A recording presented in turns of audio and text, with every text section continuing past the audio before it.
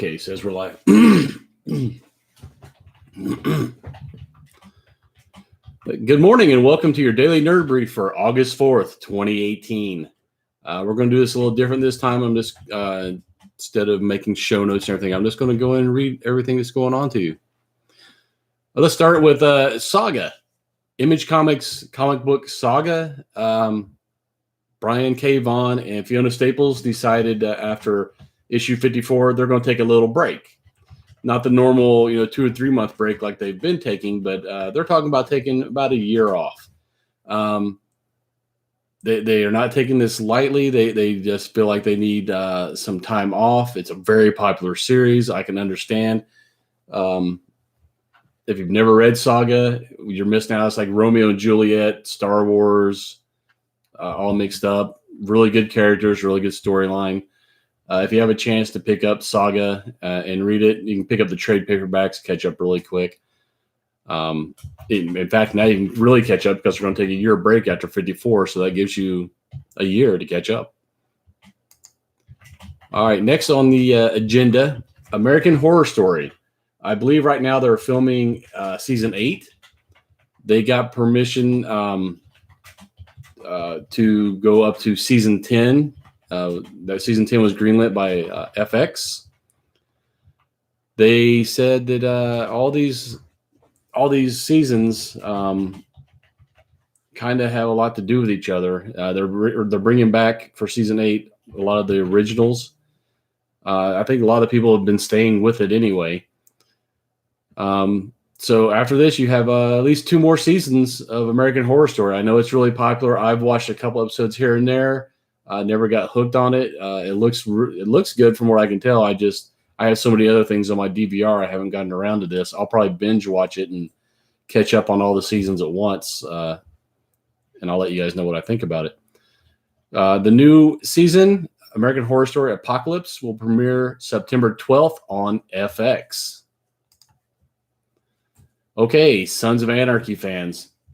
You're going to kind of get some more Sons of Anarchy. It's going to be a little different. It's covering the Mayans. The Mayans Motorcycle Club is going to get their own show, but there are going to be a lot of flashbacks that have Sons of Anarchy characters in them because those two clubs were kind of, they did a lot of crossover type stuff, a lot of clashing, a lot of collaboration.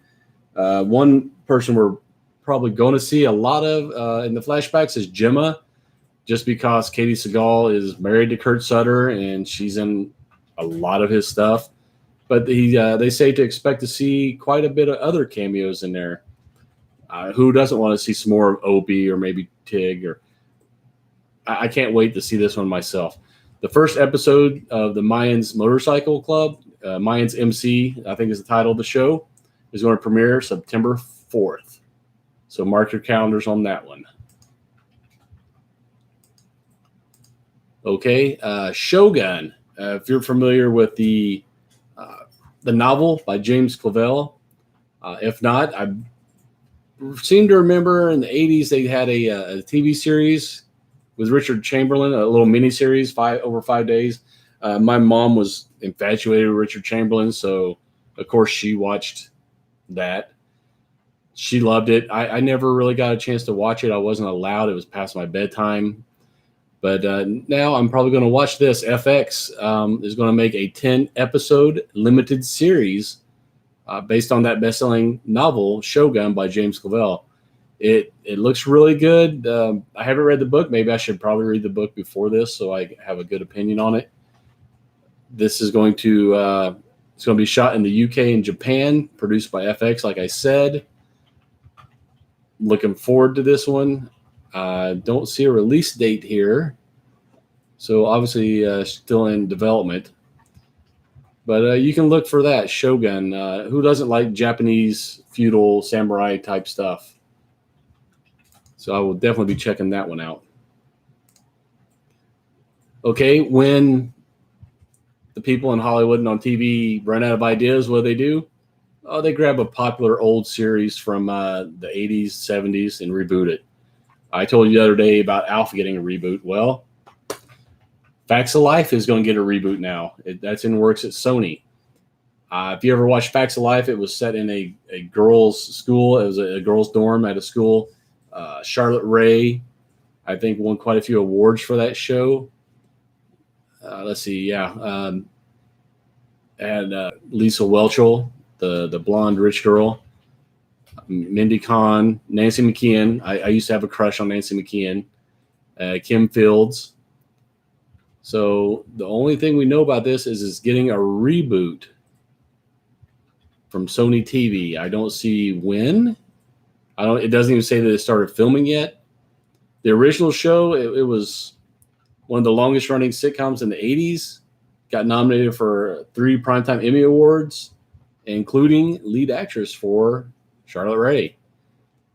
So yeah, if you liked Facts of Life back then, like I did, you're crossing your fingers they don't ruin it for you with this new reboot. So I will be checking that out. Okay, Rob Riggle. You might know him from The Daily Show. He was one of the correspondents on The Daily Show. I think he had a brief stint on Saturday Night Live. He's been in a few movies here and there too. He always plays the loud, boisterous, in-your-face type guy. He's going to be joining Leah Remini and Caitlin Olsen in a comedy pilot. The premise for this pilot sounds kind of interesting. Leah Remini is divorced from the Rob Riggle character, and she has a girlfriend, and they're living together. And Rob Riggle moves in with him, and the 3 of them are raising his kids, the 2 kids they have, him and Remini together. The Remini character, not in real life. So I can see a lot of friction between the relationship going on there, especially with how they're raising the kids, different things like that. I like Rob Riggle in short doses. I don't know if I can take a full series with him as one of the main stars. We'll see. I love Leah Remini, so hopefully they play off what they did with Kevin James and King of Queens. This is another one that has no upcoming date. It's going to be on Fox Network, though. So we will keep our eye out on Fox to see when they plan on putting this out. Okay, Cosmic Ghost Rider. It's not a spoiler. This has been out for a while. Cosmic Ghost Rider is Frank Castle, the Punisher. First, he got the Ghost Rider power from Mephisto. And then he got, the power from Thanos, becoming Thanos' right-hand man. Set in an alternate universe, of course, of Earth TRN 666, where Thanos has killed pretty much every living thing, save a few people. It's like I said, it's alternate universe. They're allowed to take liberties with a lot of the characters and story.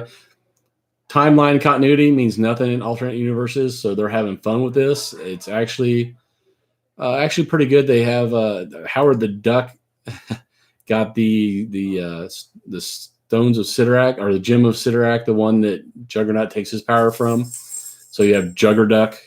They have Cable is leading the Guardians of the Galaxy in this universe. If you haven't picked up Cosmic Ghost Rider, it's if you're one of those people who just likes alternate takes on things, not worried about timeline or continuity, pick up Cosmic Ghost Rider. I think you're going to like it, especially with the direction they're going with a lot of these alternate characters. They're not taking themselves too seriously, and it's a lot of fun. Okay, Flash, the movie with Ezra Miller. I know there was a lot of concern after Justice League came out. People were worried if they were going to put DC superhero movies on hiatus until they figured out why they are not doing well at the box office. Well, obviously, you've seen the trailers for Aquaman, so you know that they've decided to go ahead and start pushing. It looks like they're going a different direction with Aquaman. It's more humorous. With Flash, that's the perfect character to push a lot of the humor through on a DC character instead of being dark and brooding like a lot of the DC movies have been so far. Maybe that's why. I mean, I loved them. A lot of people, they just want to see, they love the Marvel formula where there's little action, little humor, little action, more humor. So maybe DC is looking at that and taking notes because Flash or Aquaman looks like it's going that direction. And seeing Flash in the Justice League movie, I can believe they would go that direction with him also. Hasn't started filming yet. It's going to start filming early next year. They're saying February 2019 in Atlanta, Georgia. If there's enough room in Atlanta for them and Walking Dead, we'll see. So that one, like I said, all they have is a film start date. They don't have a on-screen date. They're looking at sometime in 2020, which makes sense, about a year of editing afterwards, after the filming. So I can't wait. I know a lot of people don't like Ezra Miller. I thought he did a killer job being Flash in Justice League. Maybe just a touch too goofy, but that's they're wanting a little comic relief, so I can understand that. Maybe a little more serious in his own solo movie. Okay, Bruce Willis fans, and I know there's a few. Die Hard. They are making another Die Hard. It's not going to be a sequel. It's going to be a prequel. It's Die Hard Year One. They are working and they are bringing Bruce Willis in, so there will be some continuity there. You don't have to believe another character is playing that lead character. So they Die Hard Year One. They announced it October 2015. They've been working on a script. I guess that they didn't have a script for the first couple of years. They are going to start filming, I believe, this year. So they're going to have a lot of it's going to be a lot of flashback scenes instead of just bookending it with the older John McClane at the beginning and the end. There'll be a lot of throwback type stuff. No idea if this is going to be set in wintertime around Christmas. That might be a little tongue-in-cheek thing to do, since Bruce Willis said Die Hard was not a Christmas movie. I don't agree with him. It's one of my favorite Christmas movies. Die Hard and Gremlins. You got to watch those two around Christmas. So look, if they're going to start filming this year, you're probably looking middle of 2019 to see Die Hard Year One on the big screen. We will see a lot of the things that formed John McClane's persona, why he acts the way he does. Looking forward to this. I don't know if they're going to do some CGI effects to make Bruce Willis look younger in the current, or I mean in the flashback scenes, or if they're going to cast somebody to play a younger Bruce Willis. They have not specified anything I can see. So we'll see what happens with that. Seeing Bruce Willis younger with hair might be interesting. Even back in Moonlighting, he was losing his hair, so women don't seem to mind. We'll see. Okay, Fargo, the Coen brothers' big movie hit, which spawned a really good TV series, crime series. They're getting ready to go into season 4. I really enjoyed the Fargo TV series. So far, they've all been really good in my eyes, especially this past season with Ewan McGregor playing the two brothers. They have announced that the new crime boss, the big bad in season 4, is going to be Chris Rock. I'm interested to see if he can pull this off, playing the bad guy. He's always played the goofy, funny, comedic type thing in the movies he's been in. Now he's going to play the bad guy. I want to see if he can be menacing, so if he can come across as the bad guy believably.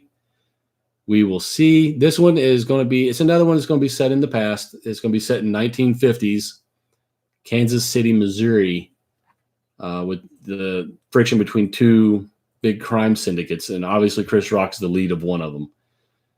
So we will see how that turns out for Mr. Rock.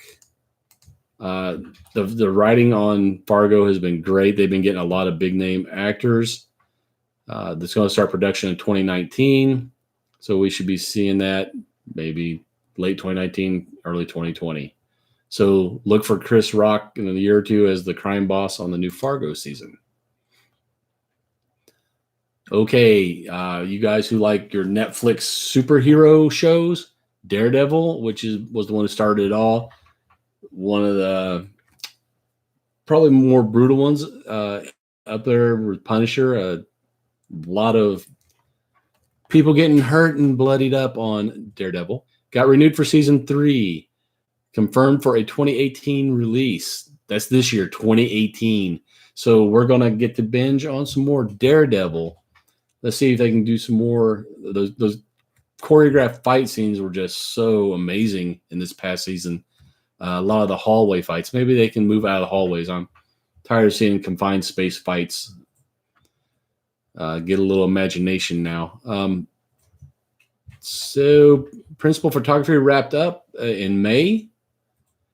Supposedly rumor inspired by Frank Miller, his classic Daredevil series. And if you ever read that, it's one of the better Daredevil series that's been in comics. Bringing back a lot of the old actors from the previous seasons. They have Vincent D'Onofrio listed here, so we're going to see some Kingpin. A Daredevil staple villain. He's a villain for a few other people, but with Daredevil, he's one of the big ones.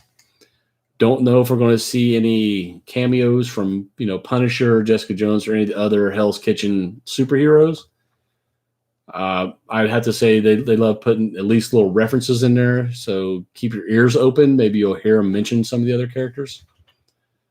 Look for that in 2018. No date besides the year, so I'm sure when they announce it, it'll be a quick thing, and a lot of people will be binge getting your bandwidth to Netflix will go crazy.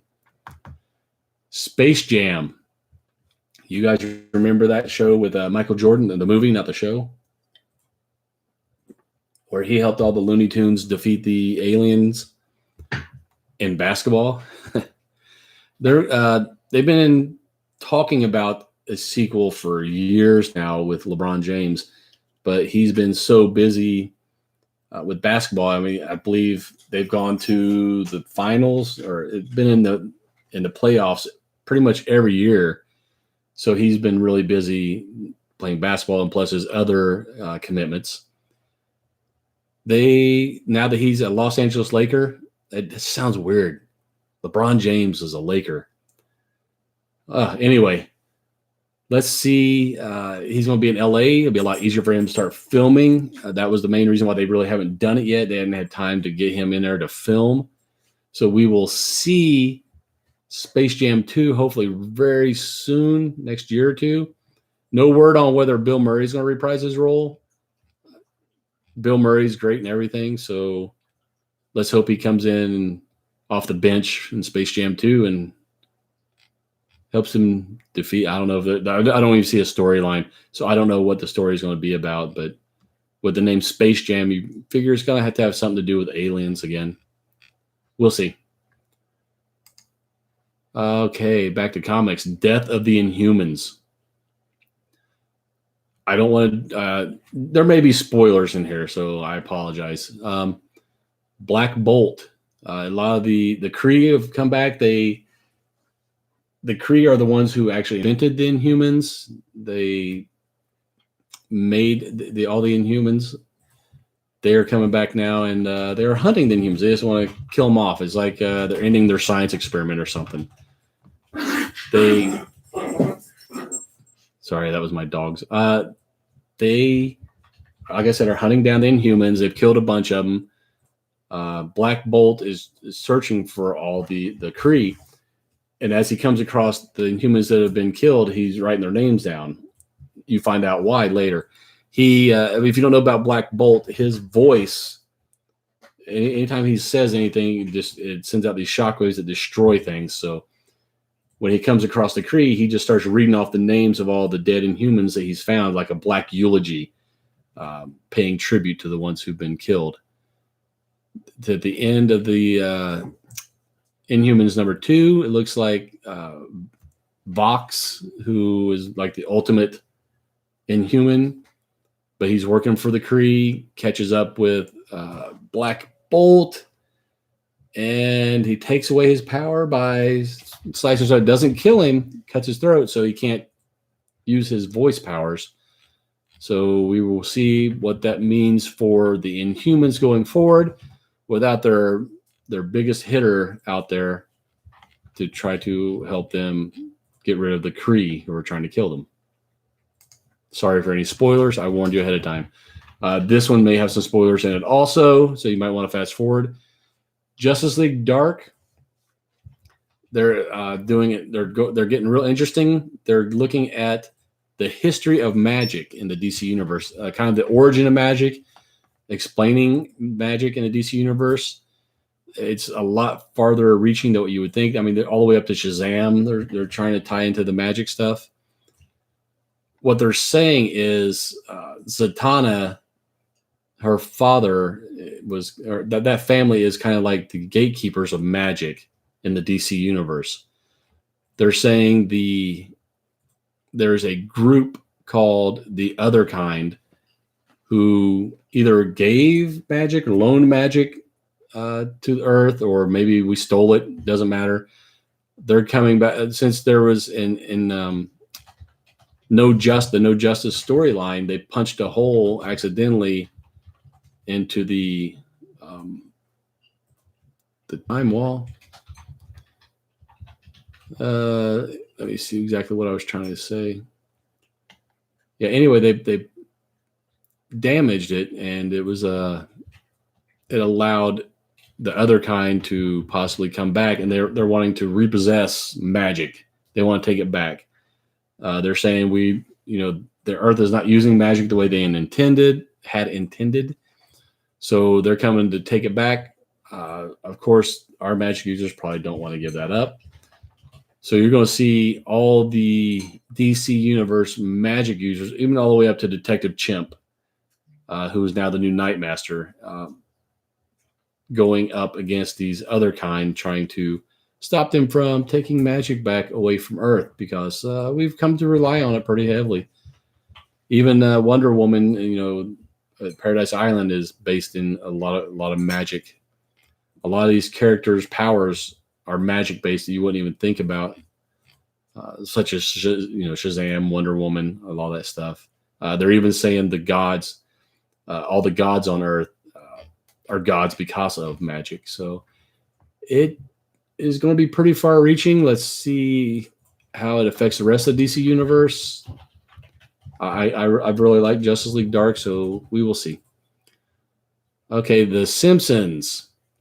Everybody knows now that Disney acquired 21st Century Fox, or at least a lot of their key assets. The problem is one of those was The Simpsons. So it's really weird because you have one studio that produces The Simpsons and the other broadcasts it. So they're saying it's such a popular and Emmy-winning series that there's no plans for them to cease producing this. So we can expect to see The Simpsons for quite some time, according to these guys. The new season's coming back September 30th. I think it's their 29th or 30th season, which is amazing. Let's see, the Forgive and Regret episode was the 636th episode in the series. That's a lot. That's a lot of seasons there. So you can, if you're a Simpsons fan, which who isn't, they've gone through some ups and downs and lulls, but overall it's still a really good show. They're going to be around for a while, so don't fret. You will still get to see your Simpsons. Okay. Labs and Toyetica are all going to digital only. They won't be printing anymore. I guess they were losing money printing it, so they decided to go digital only. There was an outcry from their readers, so they're going to put it out as a trade paperback. Every 5-6 episodes or issues, they'll put out a trade paperback so you can actually have a physical copy. Because even as convenient as digital is, people still want that hard copy in their hand to collect. It's really hard to collect digital. You can't show people your library with bookshelves full of digital copies. It says, "Oh, look, here's my account. I have all these in my account." No, people like to show off. That's why the omnibuses and trade paperbacks and such are are so popular. They look good on the shelf. People like to sit down with it in their hand to read, and you don't have to worry about power. You can always read the paper whether you have power or not. Okay, Scott Snyder, you probably know him from his run on Batman. Kind of redefined Batman, made him so popular on his run with him and Greg Capullo. Now, if you didn't know, I'm telling you, Scott Snyder is on Justice League, and he said he is going to be on Justice League for at least 50 issues. They're going to do every story arc will be self-contained, but they will build on each other. And supposedly every 5 or so issues on Justice League, they're going to hand the reins over to James Tynion and let him tell the story from the villain's point of view. I like that idea, as you always see the story from the good guys. You don't really see it from the bad guys' point of view, why they're doing things. I think it's really interesting that they're doing that. I don't know if I'd want to see a full series of it, so I'm glad that they're just doing it every 5 issues or so. All these story arcs, like he said, are building on each other. It's supposedly going to culminate in something very big in 2019. We will see. Justice League issue number 6 comes out August 15th in about 2 weeks. Issue 5, the one that just came out not long ago, is the one told from the villain's point of view. So you can probably pick that up off the shelf now. Go grab Justice League number 5, read it. I'm going to see if I like the villain's point of view. Scott Snyder's got big plans. Let's see if he brings them to fruition. Marvel Rising, Ms. Marvel, Squirrel Girl number 1. You might not have noticed. If you pick this up, you may have noticed when you read it, there's a full page missing out of the comic. Yeah, Marvel dropped the ball there somehow, or the printers. A whole page was missing. So they're going to be sending replacement copies of that comic to the stores that ordered them. We'll see what happens from that. It's not the first, not the only recent mistake Marvel has made. They sent out the flyers for Fantastic Four number 1 coming out, which I'm going to talk about here in a few minutes. The date, they had the wrong date on the flyers for Fantastic Four number 1. They had it coming out August 1st. It's not coming out till next week. So Marvel, whoever's doing your spell checking up on things, dropping the ball, man. You're doing bad things.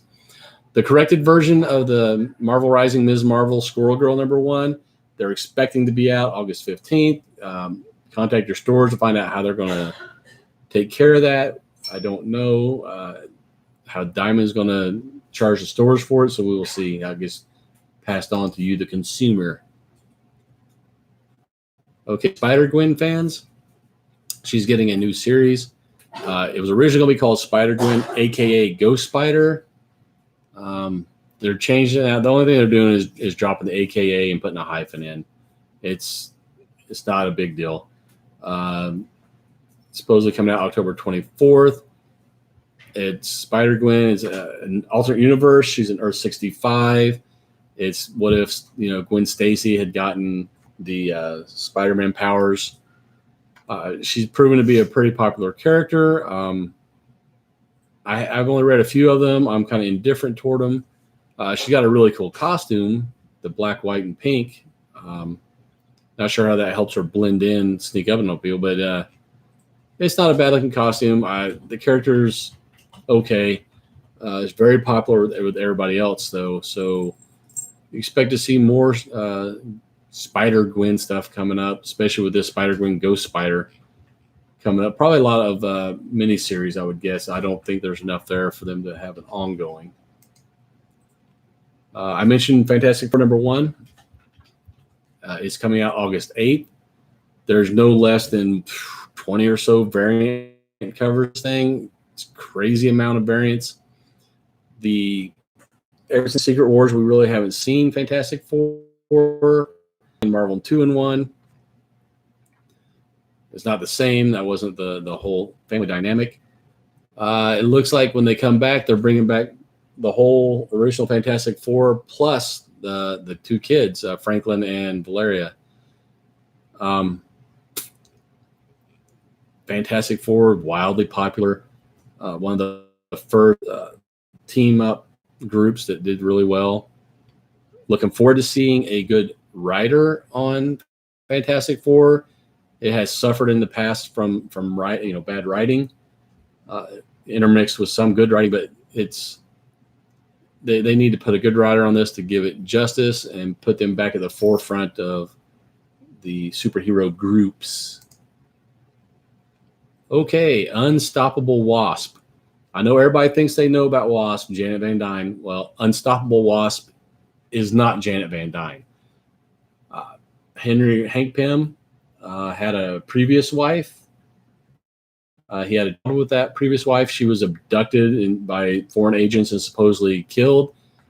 That kid was named Nadia Van Dyne. She was raised in the Red Room, trained by the Black Widow program, same in the program that trained Winter Soldier. So she knows her way around fighting. She also has her father's intellect. She's genius level intellect.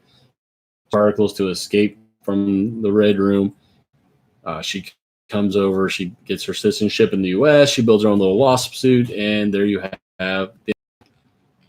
It's a good character, good story. This one, I think, is written more for the younger crowd. She's going to meet her, I guess, mom, Janet Van Dyne.